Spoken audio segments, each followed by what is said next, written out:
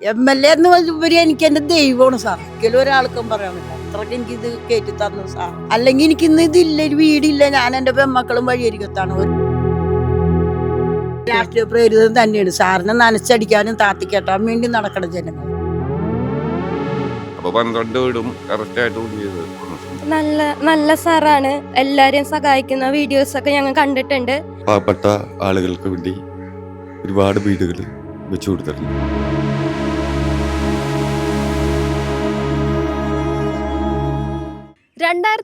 ിലെ മഹാപ്രളയം കേരളത്തെ ഒട്ടാകെ പിടിച്ചുലച്ചപ്പോൾ അന്ന് ബാധിതരായ പറവൂരുകാർക്ക് താങ്ങായി നിന്നത് VD സതീശൻ MLA നേതൃത്വം വഹിച്ച പുനർജനി എന്ന പദ്ധതിയായിരുന്നു.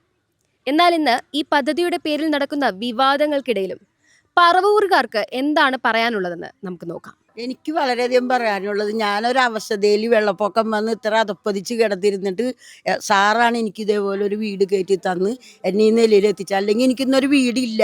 ഞാനും എൻ്റെ 2 പെൺമക്കളും വഴിയിലെത്തി ഇരിക്കണ നേരത്ത് ജോസ് ബേഡന് വന്നിട്ട് സാറിനെ കൊണ്ട് ശരിയാ എനിക്ക് പറഞ്ഞ കാര്യമൊക്കെ ഉള്ളിൽ ഒരു കൊല്ലം എന്ന് പറഞ്ഞാൽ ഒരു കൊല്ലം അതിനുള്ളിൽ എനിക്ക് വീട് കയറി എന്നെ പാർപ്പിച്ചേ പിന്നെ സാർ പോയത്. അത്രയും ഒരു ഇതുള്ളൊരു എനിക്ക് വീടുണ്ടാക്കി തന്നു സാർ. നന്ദിയുണ്ട്.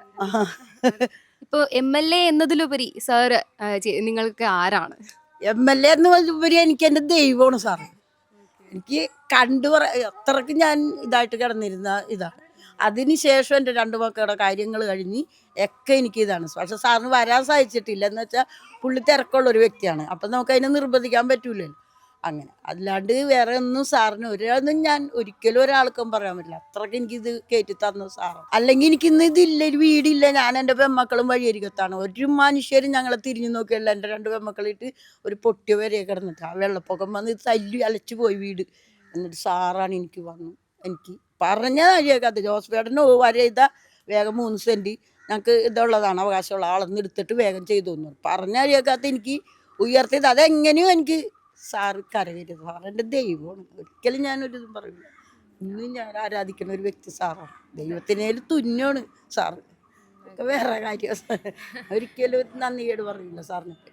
അപ്പൊ ഈ വീടിന് വേണ്ടിയിട്ട് ആ ഒരു ടൈമിൽ വേറെ ആരെങ്കിലും കാണേണ്ട അവസ്ഥ വന്നിട്ടുണ്ടോ? കയറി ഇറങ്ങേണ്ട ഒരു അവസ്ഥ വന്നിട്ടുണ്ടോ? ഇല്ല. എനിക്ക് ഒരു ഇതിനെ ഏൽപ്പിച്ച് തന്ന് അവർ തന്നെ എല്ലാ കാര്യങ്ങളും ഒക്കെ അവരാണ് ചെയ്തു തന്നത്. ഞാൻ ഒന്നിനും ഇറങ്ങിയിട്ടില്ല. പിന്നെ നമ്മുടെ ഈ ഇതൊക്കെ കൊടുക്കാൻ വേണ്ടി 2-3 സ്ഥലത്ത് ഇങ്ങനെ ആ പിള്ളേർ പറഞ്ഞിട്ട് പോയിട്ടുണ്ട്. അങ്ങനെ ഞാൻ പോയിട്ടുണ്ട് ഈ നഗരസഭ അങ്ങനെയുള്ള സ്ഥലത്ത്. അല്ലാണ്ട് വേറെ ഒന്നിനും ഞാൻ കയറി ഇറങ്ങിയിട്ടില്ല. എല്ലാവരും സാറ് തന്നെ ഒക്കെ റെഡിയാക്കി താക്കോൽ എനിക്ക് കയ്യിൽ ചെയ്തത്. അപ്പോഴാണ് ഞങ്ങൾ കയറി പാർത്തത്.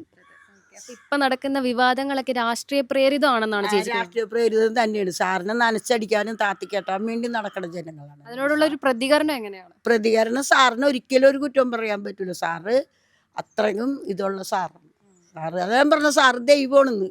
ദൈവം പ്രത്യക്ഷപ്പെട്ടവരെ എൻ്റെ മുന്നിൽ വന്നതാണ്. ഇനി എൻ്റെ സാറിന് ഒരിക്കലും ഞാനിത് അറിയില്ല. ഞങ്ങൾക്ക് കാര്യമായിട്ട് ചെയ്തിട്ടുണ്ട്.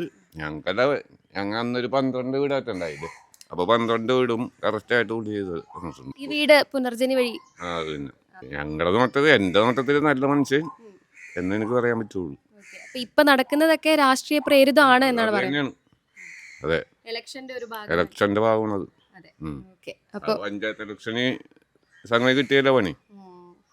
ഈ ഒരു വീടിന്റെ ഭാഗമായിട്ട് മറ്റാരെങ്കിലും കാണേണ്ടിയോ അല്ലെങ്കിൽ കയറി ഇറങ്ങേണ്ട ഒരു അവസ്ഥ വന്നിട്ടുണ്ടോ? ഇല്ല. ഞാൻ കറക്റ്റായിട്ട് ചെന്ന് ഞങ്ങൾക്ക് തരാമെന്നും പറഞ്ഞ് അത് കൃത്യമായിട്ട് പുള്ളി തരുകയും ചെയ്തു. ഞങ്ങളോട് പറ്റിപ്പൊന്നും കാണിച്ചിട്ടില്ല. നല്ലൊരു മനുഷ്യനാണപ്പോ. നല്ല മനുഷ്യനാണെന്നാണ് ഞങ്ങളുടെ അഭിപ്രായം. ഞാൻ അങ്ങനെയാണ് കരുതിയേക്കുന്നത്. ഇന്നും ഓർമ്മയുണ്ട് 2018 ആ പ്രളയം. എന്താണ് അതിന്റെ ഓർമ്മകള്? അത് ഭയങ്കര സീനായിരുന്നത്. അപ്പൊ ഇന്ന് സന്തോഷമുണ്ട് എല്ലാ കാര്യങ്ങളും കൃത്യമായിട്ട് നടന്നു എന്നുള്ളത്. നല്ല മനുഷ്യനാണ്. എനിക്കതേ പറയാനുള്ളൂ. ഇവിടം വരെ എത്തി നിൽക്കുന്നു. ഇനിയും പണികളുണ്ട്. അപ്പൊ കുറേശ്ശെ ചെയ്തുകൊണ്ട് തന്നെ. ഈ പുനർജനി വഴി ബാക്കി എന്തൊക്കെയാണ് സഹായങ്ങൾ ലഭിച്ചിട്ടുള്ളത്?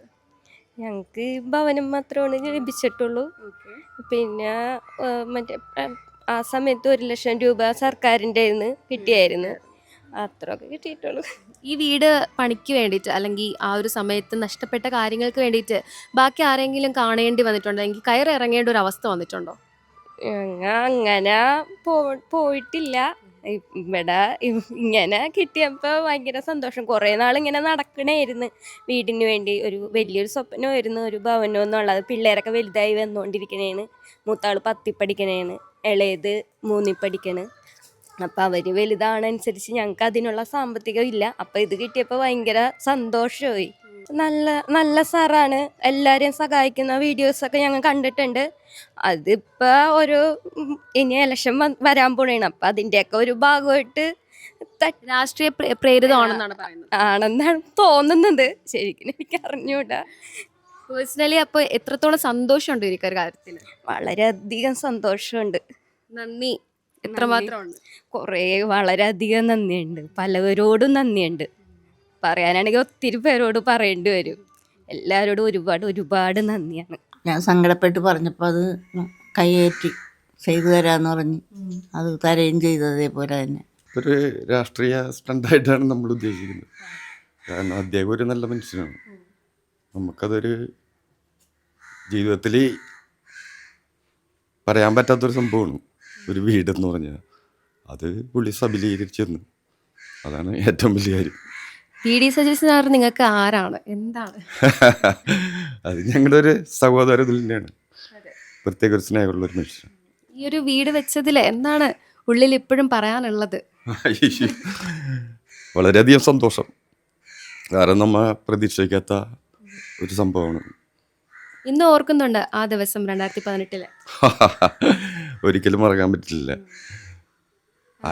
ആരും ചെയ്യാത്തൊരു സംഭവമാണ്.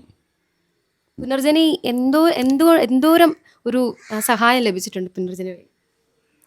ഒരുപാട് പേർക്ക് നമ്മുടെ അറിവനുസരിച്ച് ഒരുപാട് പാവപ്പെട്ട ആളുകൾക്ക് വേണ്ടി ഒരുപാട് വീടുകൾ വെച്ചു കൊടുത്തിട്ടുണ്ട്. നല്ലൊരു മനുഷ്യനാണ് പുള്ളി, പ്രത്യേകിച്ച് പറയാം. അപ്പൊ ഈ വിവാദങ്ങള് രാഷ്ട്രീയ പ്രേരിതം തന്നെയാണ്? രാഷ്ട്രീയ സ്റ്റണ്ടാണത്. പ്രത്യേകിച്ച് ഇപ്പൊ ഇലക്ഷൻ വരാൻ പറ്റില്ല. അത് തന്നെ പറവൂരുകാർക്ക് പറയാനുള്ളത് നമുക്ക് വ്യക്തമാണ്. ഇപ്പോൾ നടക്കുന്ന വിവാദങ്ങളെല്ലാം തികച്ചും രാഷ്ട്രീയ പ്രേരിതമാണെന്നാണ് ഇതിലൂടെ നമുക്ക് മനസ്സിലാക്കാൻ സാധിക്കുന്നത്. തിരഞ്ഞെടുപ്പ് ലക്ഷ്യം വെച്ചുള്ള ഇത്തരത്തിലുള്ള ആരോപണങ്ങൾ മുന്നോട്ട് തെളിയുമെന്ന് നമുക്ക് വിശ്വസിക്കാം.